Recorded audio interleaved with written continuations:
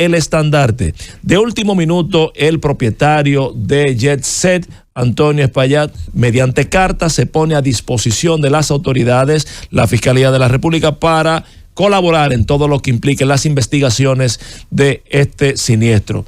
Y en ocasión de esta circunstancia, y hablando de lo que ha tenido y debe República Dominicana cambiar como sentir, como pensamiento, contamos a nivel de la reflexión espiritual con uno de los pastores contemporáneos de mayor nivel de penetración en lo que es el ámbito metropolitano y a nivel de redes sociales, por la claridad de sus conceptos en el marco de lo que estamos hablando del odio en República Dominicana.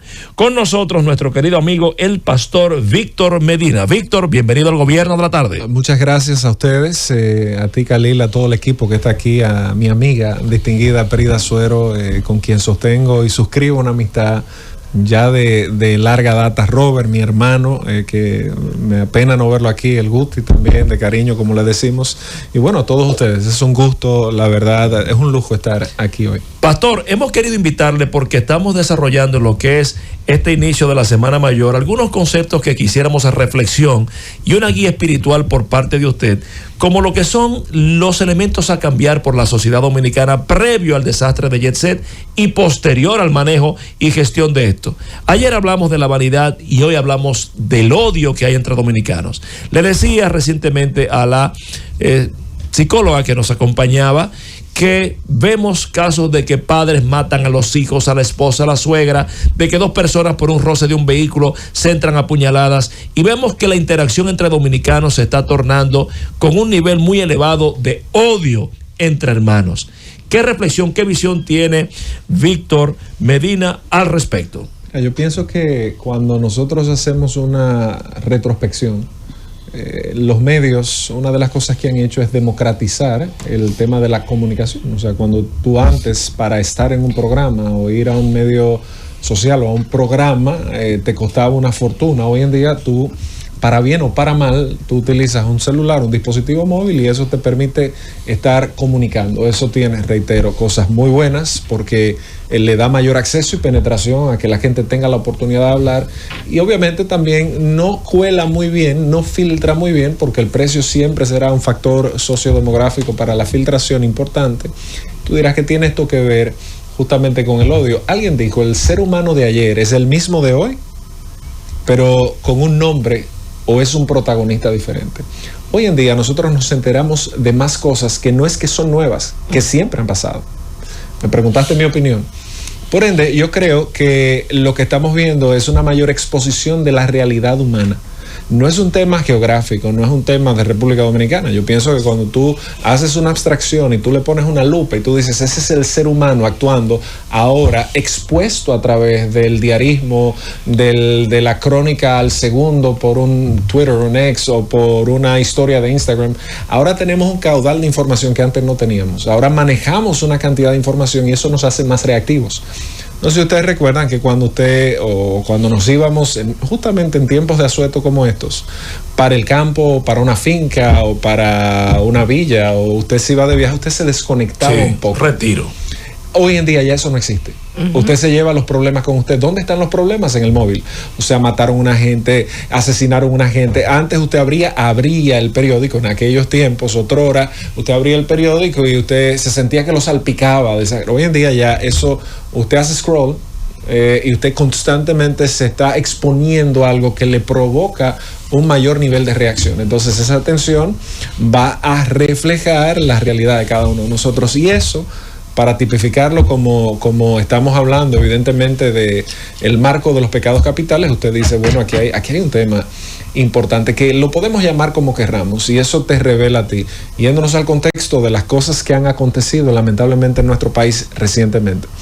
Tú te pones a ver la cantidad, yo me voy a permitir decir esto porque puede que no vuelva más. Dígalo, aquí, no, bueno, pero tengo esa licencia como invitado, la cantidad de disparates y de lucubraciones y de teorías de conspiración y de palabras maldichas. Yo estuve en un programa de televisión, qué sé yo, en estos días, en algunos, pero uno específicamente de corte nacional, donde una persona llama públicamente, le abre la línea y esa persona, eso fue el miércoles, ahora recuerdo, martes, que martes, ¿verdad? para todos nosotros, una tragedia, la gente en shock. Miércoles en la noche, esta persona llama y dice a uno de los artistas, que no voy a reservar el nombre porque creo que es un irrespeto inclusive mencionarlo, esa columna que le cayó es el juicio de Dios y se va para el infierno. Mira, santísimo. Yo le pedí permiso a los entrevistadores, le dije, denme, yo puedo responderle a ustedes, no, porque ustedes no le luce responder, permítanme. Entre irrespetuoso y eso, que yo quería decirle otras cosas que no van con, que no me lucen decirlas a mí de una forma tan soez. Pero la idea era, o sea, mi hermano, usted es lo que es un irrespetuoso. Y tú te has dado cuenta de que aquí hay gente, y eso te permite ver, o se permite verse en las redes sociales, de que hay gente que lo que anda es jugando al papel de Dios, jugando al papel fiscal de la realidad de la gente. Tú dices, pero ¿qué pasa aquí? O sea, cuando quizás lo más prudente, y bien la Biblia dice que el que mucho habla, mucho peca. Hay momentos donde uno lo que tiene es que saber callarse la boca, donde queriendo hablar, lo que uno hace es entorpecer mucho. Pero me queda claro, pastor, lo que me dice entonces para escuchar a Julia, que entonces la gente vive llena de odio. Yo pienso que sí. Bueno, ahí, pastor, yo quería, básicamente, dentro de lo mismo que estaba ahora mismo comentando Khalil, hay una canción de Shakira que dice, no se puede vivir con tanto veneno. Hemos analizado mucho el odio, la ira y demás, pero ¿cómo vamos a sanar? Porque quizás estamos llenándonos de la información y no se nos está dotando de las herramientas para drenar esa infoxicación, como dice mi compañero Joselito, y todo este malestar que yo creo que hasta lo estamos somatizando. Sí, mira, yo creo que ahí hay un estudio de Harvard que salió en el año 2021 que se llama, lo publicaron, se llama Human Flourishing for Life. Y decía que el 30% de las personas que tiene algún tipo de fe, en este caso lo enfocaban mucho en el cristianismo por el tema donde fue hecho, en los Estados Unidos, tenían una mayor capacidad de resiliencia frente a las catástrofes de la vida. Y yo quiero explicar eso porque creo que responde tu pregunta. Y también otro académico, Tim Vanderly de Harvard, hacía un planteamiento que también se fue a una investigación social donde el 75% de las personas que atendían a algún tipo de servicio religioso, algún tipo de orientación cristiana del corte que fuera, eran más capaces de enfrentar la adversidad a través de propósito. Un autor que no fue cristiano, de hecho que quien se apalancó siempre en Nietzsche fue él, que se llamó Viktor Frankl, ¿verdad? Un libro famosísimo, El hombre en busca de sentido, que estuvo en los campos de concentración nazi. Él utilizó mucho la frase de Nietzsche que decía, cuando el hombre tiene un porqué, encuentra el cómo a cualquier costo. O sea, cuando hay propósito, yo voy a poder darle contexto a la situación que me está pasando. Nick Vujicic, y estoy dando ejemplos humanos para responder una pregunta densa. Sí. Nick Vujicic, lo deben conocer, ¿verdad? Que no tiene extremidades, es conferencista, pensó suicidarse muchas veces porque la gente le hacía bullying. O sea, que como un tipo sin extremidades sirve en una sociedad. Hoy en día es un conferencista multimillonario para lo que eso sirva, ¿verdad? Para lo que eso sirva, exitosísimo. Y él dijo estas palabras, mira, a veces las tragedias yo no las sé explicar, pero tienen un propósito que si no es para bendecirme a mí, es para usarlas a través de mí para cambiar el mundo. Decía él con su situación.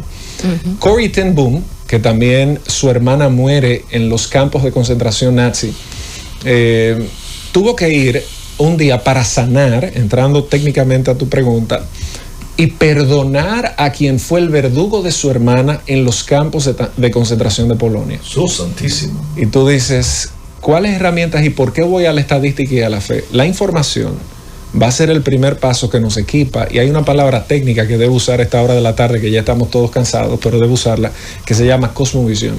Imagínate que la cosmovisión es como yo veo el cosmos o el mundo.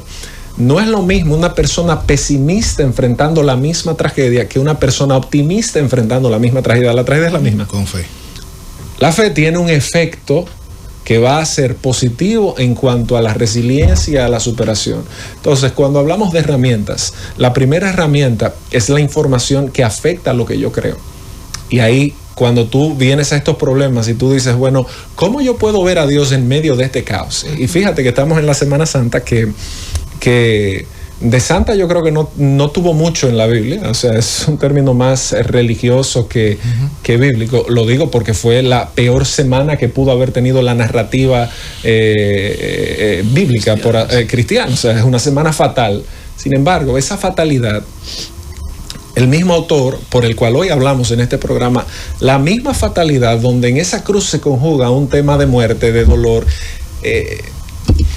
y yo pienso como padre de una niña pequeña y me pongo en los zapatos de la gente que estuvo en este proceso que vivió nuestro país recientemente. O sea, imagínate, démosle crítica histórica al texto bíblico, un padre viendo a su hijo siendo masacrado, torturado por gente que lo iba a negar o ya lo había negado, lo iba a traicionar y ya lo había vendido. O sea, esta es la contradicción y tú dices, wow. Entonces, el mal tiene un propósito muchas veces. Parece que, y concluyo mi comentario con esto, que nosotros se nos ha vendido algún espectro patronus de Harry Potter o algo así como más o menos que si yo tengo fe no me puede pasar nada malo. No, es que nosotros vivimos en un mundo donde si creemos en la libertad humana, que yo creo que todo el mundo es defensor de esa realidad de que yo me puse esta camisa porque pude haberme puesto otra, bueno, pues muchas de las cosas que vivimos en el mundo no son el designio de la deidad, son la responsabilidad y las consecuencias de una ley que se llama causa y efecto, donde el hombre es el protagonista. Un avión que se cae, más del 80% de los accidentes aéreos son por el factor humano, la negligencia del hombre. Y yo no quiero entrar en otros detalles porque no creo que son pertinentes, pero hay muchas cosas que son el producto de nuestra negligencia, que tienen que ver directamente con una fatalidad y una posible irresponsabilidad. Pastor, muy interesante su intervención y su enfoque. Lo digo porque cuando uno puede interpretar estos hechos históricos y sobre todo bíblico-espiritual, hay que tener mucho cuidado. Usted ha planteado algo muy interesante. Usted hablaba de la muerte y crucifixión de Jesús. Hay gente que lo ven de otra manera, pero estaba predestinado. Y yo, al igual que usted, veo muchas cosas. Esteban era un siervo de Dios y fue apedreado. Pablo fue decapitado. Entonces hay gente que se hacen preguntas y dicen, ¿pero qué pasó? Pero es un tema muy espiritual que yo sé que la gente tiene que asimilarlo. Pero bien, yo voy a esa parte esencialmente que usted planteó. El tema de que el mundo de antes, y vamos al holocausto, cuánta gente murieron, y muchas tragedias y muchas cosas que han sucedido en el mundo. Ahora tenemos una diferencia, tenemos hoy una tecnología, tenemos medios, como usted lo detallaba, donde se reproducen tantas informaciones que es más rápido, nosotros tenemos acceso a todo. Ahora bien, hay que jugar un papel, hay que jugar un rol. ¿Cuál es el rol del hombre espiritual, de la iglesia, para orientar y pues provocar de que la gente entienda estos tipos de cosas que están sucediendo a través del mensaje y de la información? Mira, yo creo que el rol de la iglesia debe ser siempre apegarse a lo que las escrituras dicen. ¿Por qué? Porque solemos pecar de especuladores, de agiotistas muchísimas veces. Y tú ves que si algo afecta mucho un mercado es la especulación. El precio sube, la curva de demanda se afecta. Así mismo pasa con los temas de fe. Cuando tú tienes a gente que anda especulando, como el comentario que dice tan avieso de esa persona, o sea, una locura, sí. Tú te vas a parar y tú dices, ¿cómo es posible que el ser humano quiera ser tan arrogante como para entender a alguien tan insondable como él sí mismo se describe que es Dios? Entonces, en ese orden, yo pienso que el rol de nosotros, de todo el que es creyente, y respectivo a la jerarquía, a la posición, si usted es creyente, usted es portador de esperanza. Al final, el factor de la muerte, que bien escuchaba a la licenciada, la psicóloga que estaba aquí, que me precedió, decía, mira, todos tenemos una hora. Efectivamente, nosotros no podemos dibujar cómo queremos morir. Si tú me me preguntas a mí cómo yo quiero morir, como el 99% de la gente, yo quiero morir a los 99 años, quizás a los 96, rodeado de mi familia, en una cama, habiendo vivido mi vida lleno de canas, viendo mis hijos crecer. O sea, cuando yo no, nadie es arquitecto. Es un eufemismo asumir que nosotros somos arquitectos del futuro. Nosotros tenemos una participación, pero hay muchísimas variables exógenas que nosotros no controlamos. Entonces yo creo que la iglesia debe ser un portador de paz. Hay conversaciones macro y hay conversaciones micro. O sea, cada quien enfrenta el luto de una forma muy personal. Cada quien enfrenta una pérdida. O sea, la tragedia se viste de múltiples maneras. Cada 5 segundos una gente muere, según la Organización Mundial de la Salud. Cada 40 segundos una persona se suicida, según la Organización Mundial de la Salud. Hoy hay 280 millones o más de personas en el mundo que padecen de una depresión severa. Tú dices, bueno, ¿cómo vivimos en el mundo de hoy? Bueno, se supone, y te voy a citar la Biblia en ese sentido, ¿qué le dio a Pablo la perspectiva de decir, mira, decapítenme? Aunque no lo dice el texto, pero poner su vida en ese riesgo. Romanos 1, no me avergüenzo del evangelio porque es poder de Dios. Este tipo decía, mira, espérate, yo entiendo que lo que me está pasando no es popular, pero yo apuesto a algo que va más allá de la esfera terrenal. Eso es propósito, independientemente de que usted crea o no. Este tipo tenía la capacidad de escribir una carta en una prisión. Imagínate cuando escribe Filipenses, ¿verdad? Está en una cárcel, probablemente en Roma o en Cesarea de Filipos, en uno de los dos lugares. No hay exactitud histórica ahí. Este tipo está escribiendo en imagínate 60 metros cuadrados, que es lo que la arqueología más o menos data sobre estos espacios, 60 metros cuadrados con más de 120 personas ahí adentro, en un lugar donde había un hacinamiento enorme, una falta de higiene que yo no te puedo ni explicar. Y este tipo dice, mira, si yo me muero, estaría bien. Había una alta tasa de suicidio porque el reo prefería morir. Eso lo dice él en Filipenses. Dice, para mí, el vivir es Cristo y el morir es ganancia. Él no lo dice tan heroicamente como mucha gente lo asume. Muero, ganancia, no, sino que está vivo en esta condición, es mejor estar muerto, pero si me quedo vivo por un propósito. En ese orden, para concluir, somos portadores de esperanza. Pastor, y en este mismo sentido, hablando de la muerte y hablando de cómo el pueblo dominicano está enfrentando esta tragedia, que todo el mundo lo hace de una manera distinta, yo quiero saber su opinión muy sincera y transparente sobre el desarrollo de la sociedad dominicana. Nosotros hemos sido tradicionalmente un pueblo muy religioso, más allá de lo espiritual. Sin embargo, siento, en mi percepción muy particular, que mientras pasan los años, el pueblo dominicano se está alejando más de lo que es su tradición en la fe. Vemos que tenemos más acontecimientos fatídicos, más feminicidios, muertes de padres y madres, parricidios, infanticidios, y siento que la fe ha ido en detrimento. Hemos ido disminuyendo cada día más nuestra espiritualidad, aunque no necesariamente nuestra religiosidad. Su opinión al respecto y cómo rescatamos esos valores y esos principios cristianos que engalanaban a la sociedad antes. Bueno, tú me haces una pregunta que yo te la pudiera responder diplomáticamente y salir vivo de este espacio. Respóndala como usted la quiera responder, doctor. Claro, te la voy a responder como entiendo que debo responderla. Jesús a los fariseos le dijo, miren, parafraseando, ustedes están llenos de forma y vacíos de contenido. Nosotros venimos de una sociedad que si tú haces una regresión histórica desde el 1492 a la fecha, y aquí tengo que tener hasta cuidado de hablar de esos temas porque aquí hay gente que me puede dar cátedra, pero me voy a tomar el atrevimiento. Solo recordemos las encomiendas, y todo esto explica el tema de nuestra cultura. Cuando tú traes a un culturista o a un sociólogo a hablarte de ese tema, hay una definición fundamental. Nuestra sociedad, o sea, la República Dominicana, es una sociedad sincrética, es una sociedad mágico-religiosa. Tú vas a Villamella y tú vas donde un brujo y tiene, fíjate, Santa Ana, tiene una deidad religiosa mezclada con el vuduismo, y todo eso tiene una explicación histórica. Claro. Y obviamente tú que manejas a la precisión, que tienes doctorados en esos temas, que manejas a la precisión estos elementos, nuestra cultura se fue forjando sobre elementos religiosos, míticos y sociales, normal como toda cultura. Xenófanes, un filósofo, decía que las culturas se reflejan la realidad del corazón de quienes viven en ella. Entonces, ¿Qué yo pienso sobre eso? Fray Antón de Montesino, el famoso Sermón de Adviento, como nosotros, o sea, las capitulaciones de Santa Fe, la Reina Isabel la Católica, tú dices que tiene que ver esto con que se ha perdido la fe. La pregunta es si en algún momento la tuvimos. Wow. O sea, el puente que yo hago es que a mí me llevaban obligado a la iglesia desde pequeño, que si quién tiene una fe inquisitorial, porque al final la sociedad lo que está es despertando a lo que ella quiere.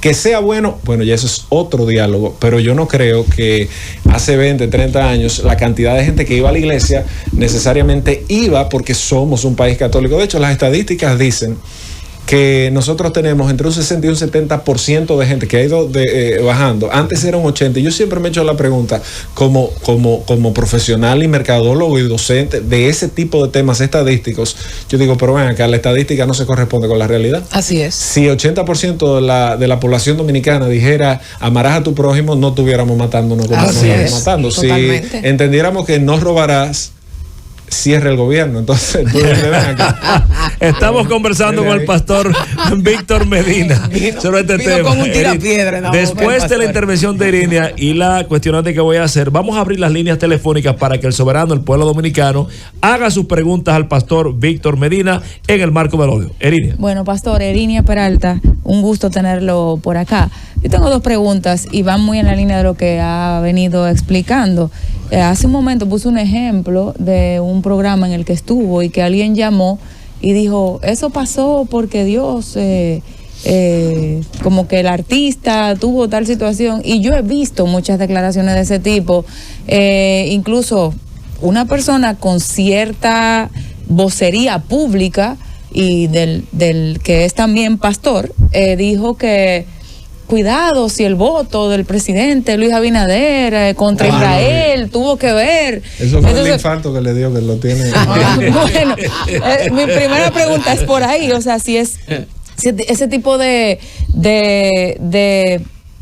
expresiones alejan o acercan a la gente a la fe. Y otra pregunta es a propósito de lo que ocurrió en estos días. Se ha discutido sí cancelar la Semana Santa, sí restricciones, y alguien dijo, bueno, he visto varias personas que han dicho, a mí no me pueden imponer una espiritualidad porque el Estado es laico y a mí nadie me puede imponer. Se puede imponer la espiritualidad, y ese tipo de expresiones como la del pastor que mencioné, alejan según su criterio o acercan a la gente a la fe. Te la voy a fe que él predica. O sea, te la voy a responder en orden lógico. Mira, lo primero es que yo creo que que ese tipo de expresiones ni alejan ni acercan, fanatizan, que es peor. Porque un fanático, o sea, cuando tú ves una turba, eso pasa también mucho en marketing, que se llama mob mentality. Cuando tú generas el efecto de turba con una marca, con una publicidad, con algo, la gente se vuelve un vocero sin racionalizar lo que está diciendo. Te dicen, mire, ese producto, eso es lo mejor, pero porque la publicidad ha sido tan efectiva o lo ha enamorado tanto que la gente se vuelve en un reproductor de una información sin auditarla. En este caso, eso es un fanático. Para el marketing muy bueno, para la religión muy malo. Entonces, cuando tú oyes gente decir ese tipo de elementos de que por un voto, y tú te preguntas, ven acá, ok, ¿a qué voto se refiere? Evidentemente al voto sobre Palestina e Israel. Fantástico.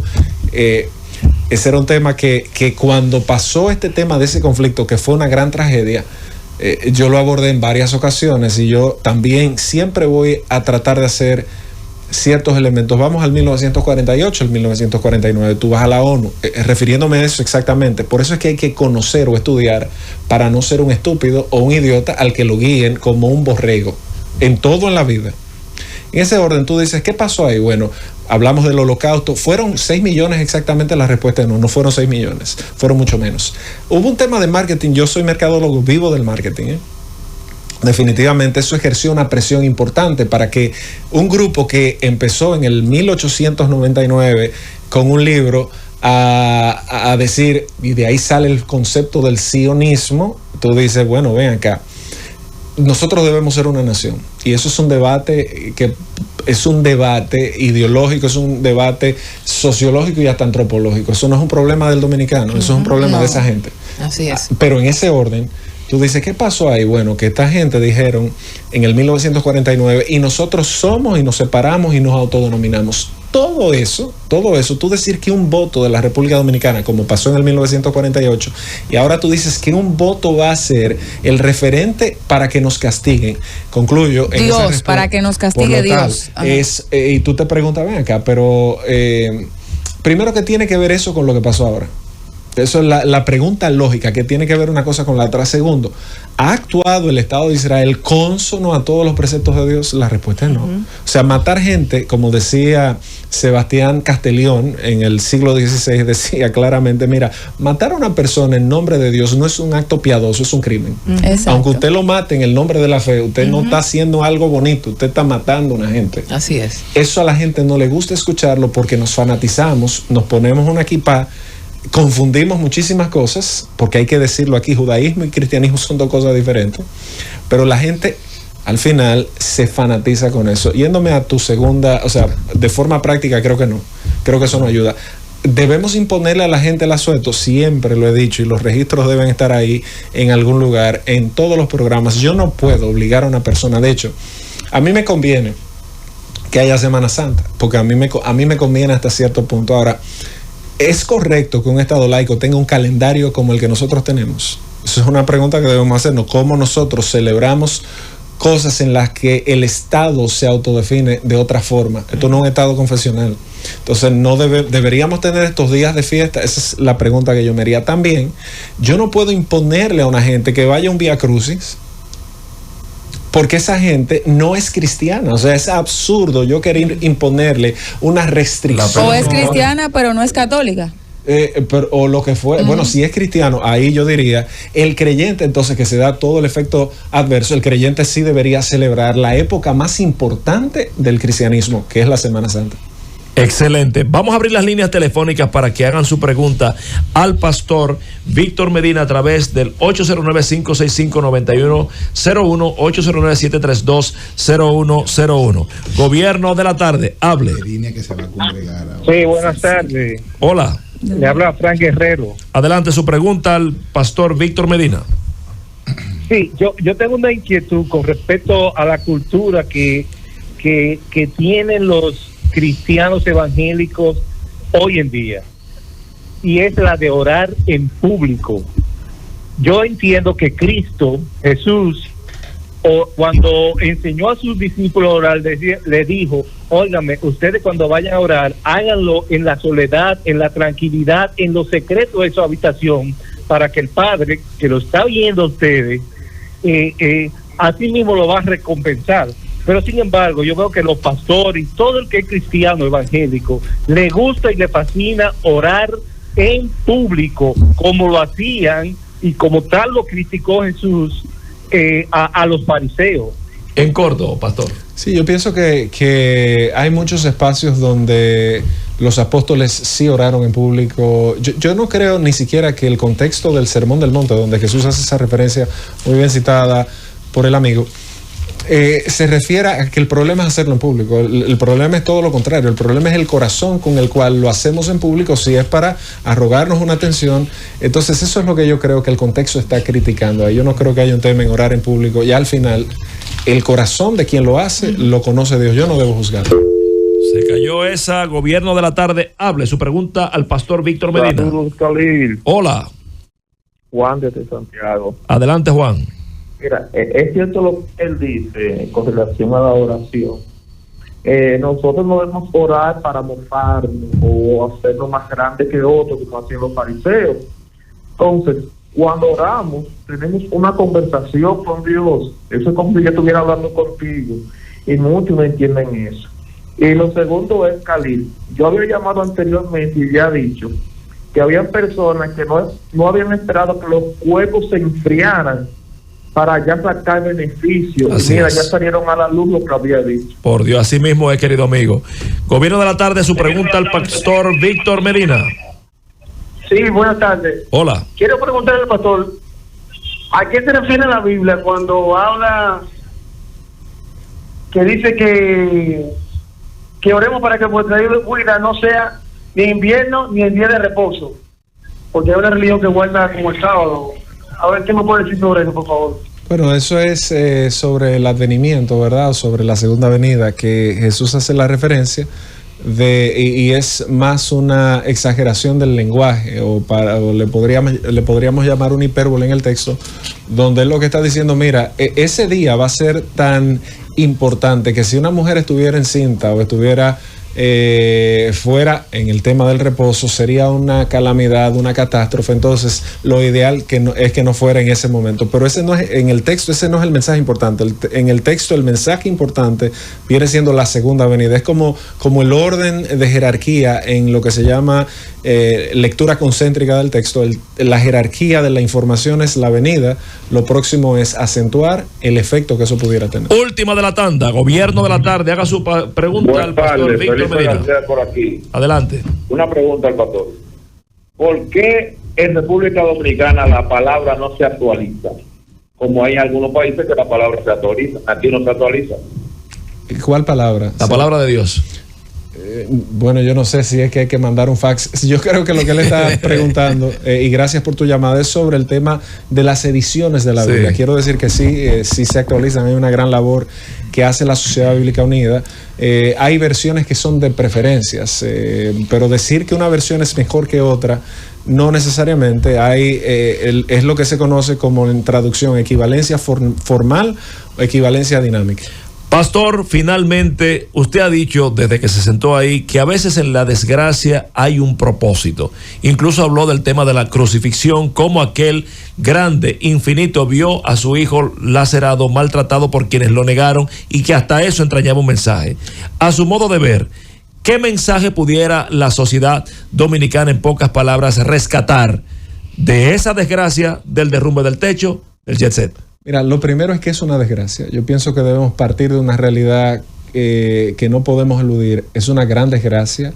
Es un tema que, número 2, nos lleva a reflexionar en la prontitud de la vida. Lo que dice Santiago, no hagas planes para mañana porque tú no sabes qué va a pasar hoy. Y nosotros vivimos una vida tan acelerada, todos los que estamos aquí, que proyectos, que negocios, que dinero, que lo otro, que lo que vamos a hacer, que lo que tendremos, siempre vivimos proyectando, lo cual yo no creo que esté mal. Sin embargo, debemos apegarnos también a una realidad actual. Y finalmente, algo que se dio y se conjugó ahí es que polvo somos y al polvo volveremos. Y esto yo lo digo no desde el punto de vista solo bíblico, sino reflexivo. Ahí abajo de esos escombros no habían cuentas bancarias, no habían abolengos, no habían apellidos, habían seres humanos.